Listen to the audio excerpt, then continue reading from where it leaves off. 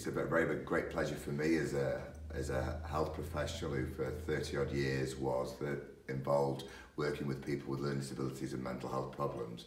Obviously, for us both today, it's a very special day for differing reasons. It's World Mental Health Day. It's Wednesday the 10th of October 2018. And I've just got some questions that, if it's okay, I'd like to ask you. It's different being this side of the camera. I know how Danny and the lads feel now, but go on, I'll answer them for you. Okay. So, as I said, we're here, World Mental Health Day. I know it's a very important day for you personally. Do you want to give us a little bit of backdrop as to why that is? Yeah, of course. Obviously, with it being Mental Health Day today, the aim throughout the nation is to raise awareness so that the stigma surrounding mental health can be broken down.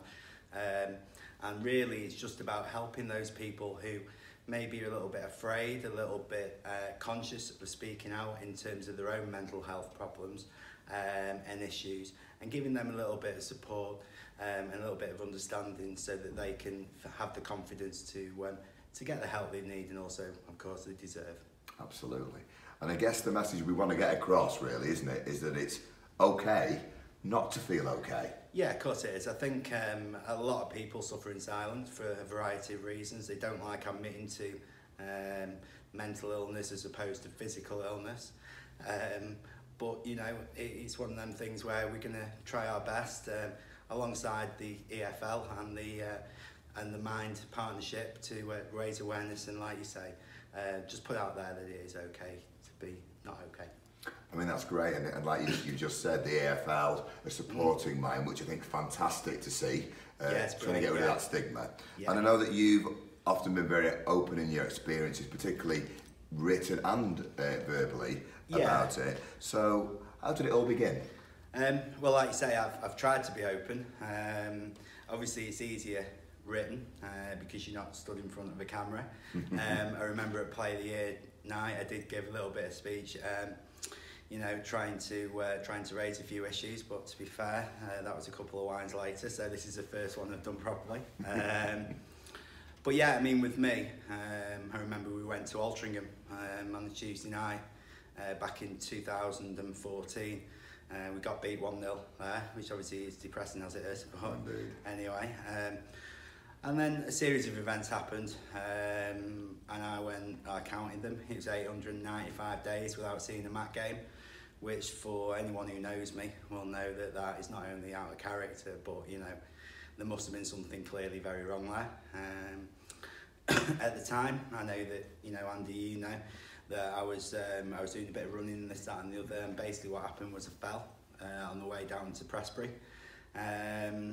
And you know, that triggered a series of events where I didn't know what was going on in my hip and things like that with my injury. Nobody really knew, and essentially I just shut myself away. You know, there was a lot of bad feeling there because obviously it's an accident, no one's to blame or anything like that. But you know, there were so many people who were supporting me at the time. And I think that the overriding thing with me is I didn't want, you know, the small part I played in people's lives at that time to feel that I let them down. And that's kind of how it went. I basically kept my head down to the extent where if I wanted a bottle of milk or a newspaper or whatever, I used to go to Stockport. I missed my football, of course I did. I had a stage of watching any team just to go for a game of football, and then one day I went to Sunderland, which obviously is a long way away from home. I don't know, there was something about Sunderland which made me think, yeah, I could watch these. Obviously they're nothing like Mac, but I went there. For those of you who are into football, who remember the Great Escape under Sam Allardyce, I was there for all of that. But let's be honest, it wasn't Mac. I remember watching Sunderland one day. I think they were playing Manchester City, and I was glued to my phone. I was glued to my phone watching Mac. I think they were away at somewhere like Eastleigh, or I can't remember now. But anyway, Manchester City had a corner. The ball came in, and at the exact same time, Mac scored. So I jumped up, and that went down well, I can tell you. But I mean, that just highlighted where I was, you know. People say, you know, go into town, go to the doctors, go for the butt, anything. It was a struggle getting to work.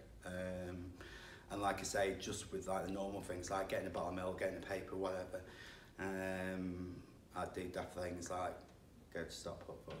And essentially that's how it started and that's how it progressed. Yeah, it wasn't a good time. I mean, clearly you've given some insight into how you really were struggling at that time, some of the things that you did. Yeah. So when you think about it and you look back now where you are now, why did you not get the help you needed? And ultimately, which is more important, what prompted you to reach out for that help? In terms of why I didn't think I was bad enough to go to the doctor, which sounds daft because I'm talking to you now and I'm thinking, how did it get that bad? But at the time, I was just thinking to myself, it's not that bad, and if I can like make small steps, small inroads into it, then that was something to build on. But the fact is that I was on like a downward spiral, and I didn't realise it. I always backed myself in terms of thinking, right, okay, if the next day I can maybe go for a walk around the block or something like that, and almost like build it up, then it'd be great and it'd be sorted, and you know there was no need to go to a doctor. So that was the main thing really. I think another thing was I didn't want to admit it. I didn't want to admit how bad it was, how bad it got. I also think there was a big part of being embarrassed about it. You know what I mean? Go to Stockport for a pint of milk. You know what I mean?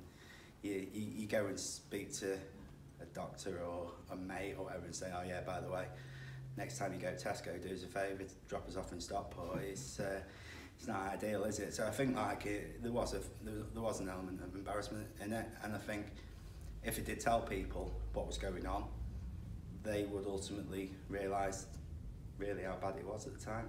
In terms of what prompted me, at the time I'm saying that I was keeping my head down, and I was. There was a few people who were still there. And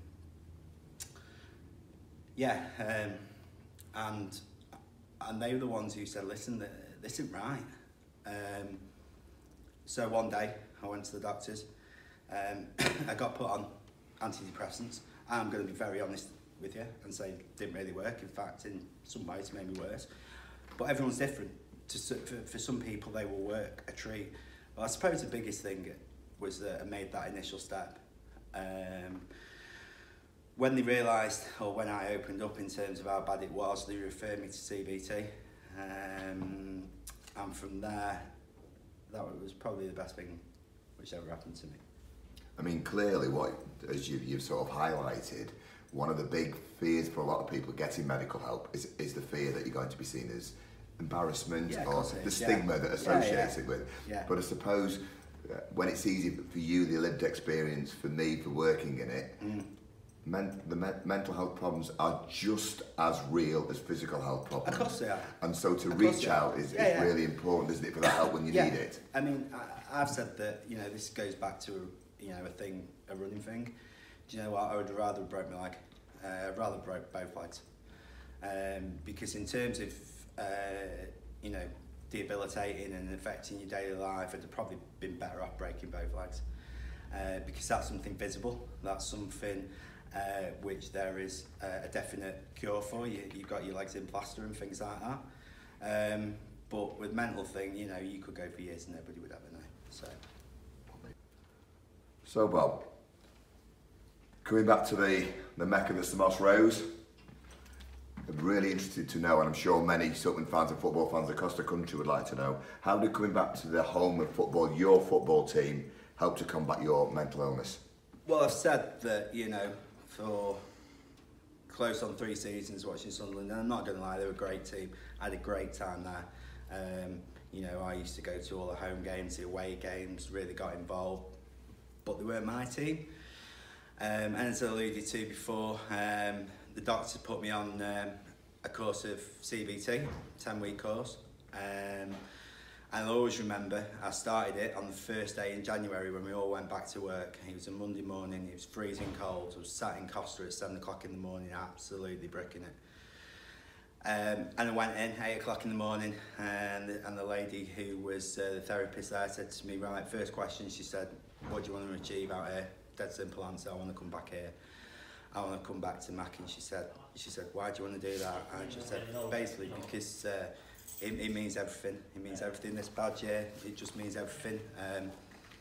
We stood behind one of the great teams. Iconic moment in all our lives and things like that, and the friendship build up as well. So it was simple. I wanted to come back here. I wanted to come back here quick, but I wasn't in the situation then to do it.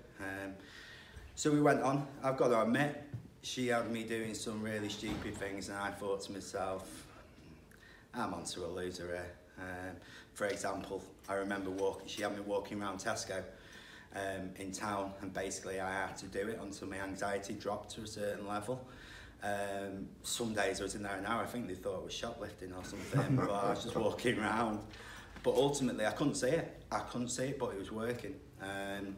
And then one Tuesday morning, I went for an appointment, and she said, right, we need to get you back to Mac, but I know you're not going to do it yet, so let's target a game in 3 or 4 months. I can't remember what it was now.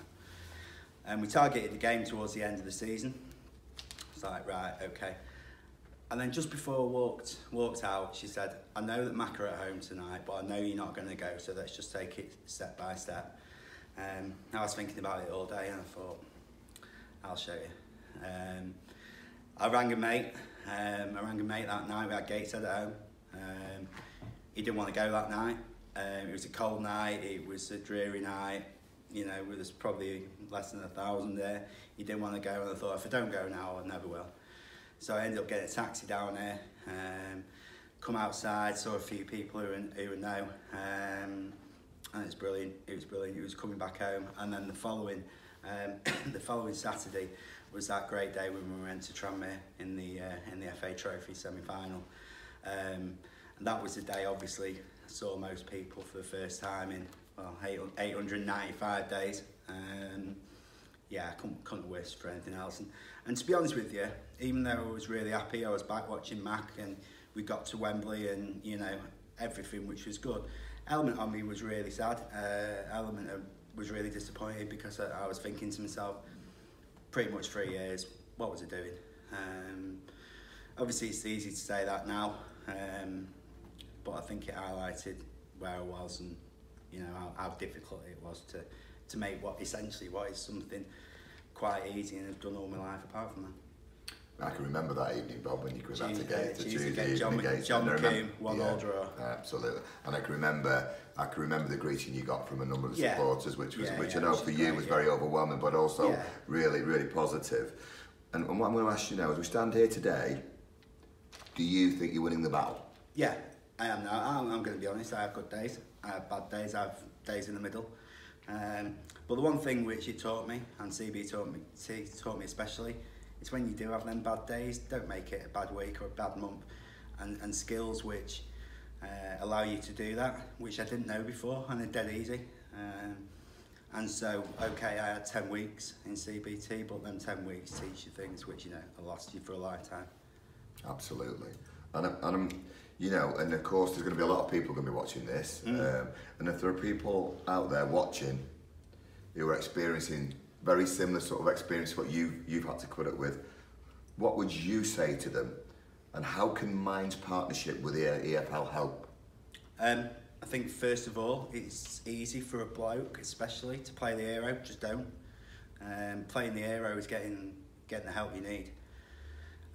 It's hard to admit it. It's hard to admit that, you know, you're suffering, especially when things don't go your way and you end up doing off the wall things like going to Stockport for a pint of milk. But don't be the hero. Reach out, tell your mates, reach out to people like Mind on the Mind website. There's loads of stuff on there, and it's all bang on. And there's loads of things you'll read, and you'll think to yourself, I thought that was only me. I thought only me thought that. Whereas in reality, a lot of other people do. It's just that a lot of them, because of the stigma, keep it in silence, suffer in silence. So through Mind, through the EFL's partnership, hopefully we can make it so not too many people suffer in the future. Thank you, Bob.